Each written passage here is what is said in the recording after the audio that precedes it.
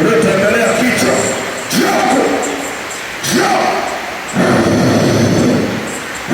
Njoo kwenye mwili wako. Njoo kwenye mwili wako. Njoo kwenye mwili wako. Njoo kwenye mwili wako. Njoo kwenye mwili wako. Njoo kwa jina la Yesu. Kwa jina la Yesu.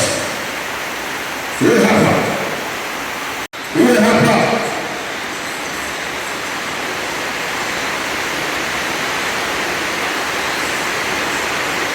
Uwe hapa kwa jina la Yesu. Kwa jina la Yesu.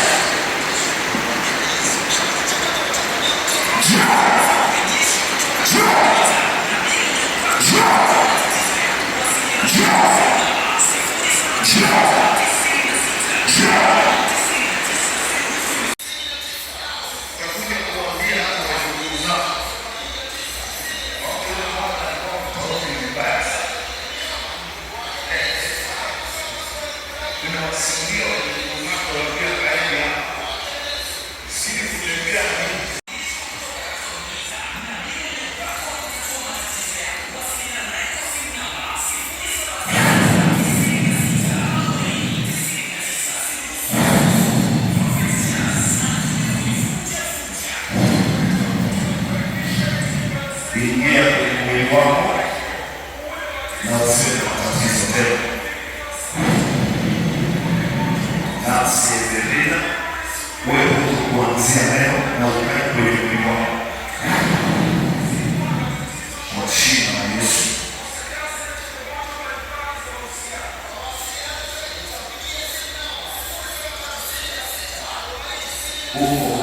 Kuanzia leo na uendelee na bidii ya kumfuata Yesu na kumtumikia, na yeye mwaminifu, anajua kila kitu.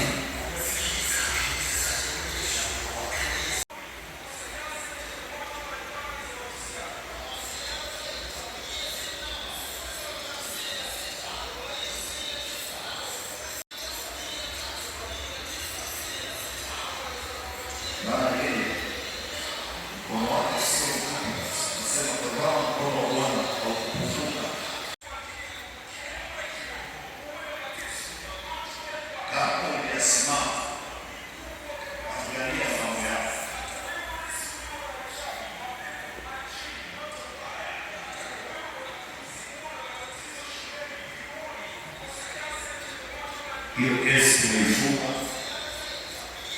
na unaona mshindi.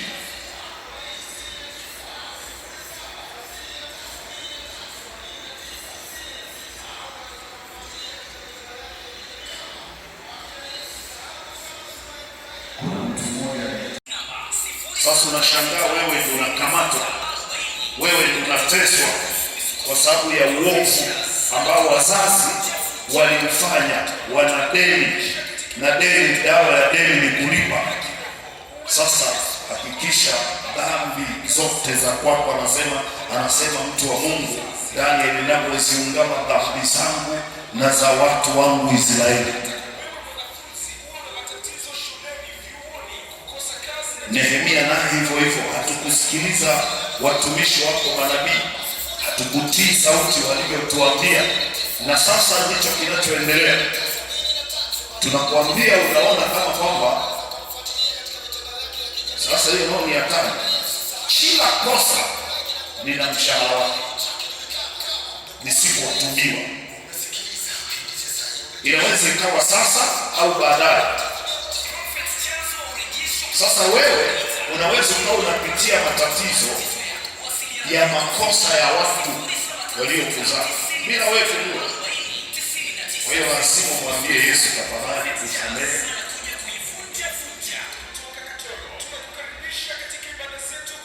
Ziko familia zinapitia shida kwa sababu ya mauaji yalifanyika. Ile damu inaongea, ile damu inaongea. Kwa hiyo kama tujasimama kuomba, fikiria. Kwa hiyo mtu mwingine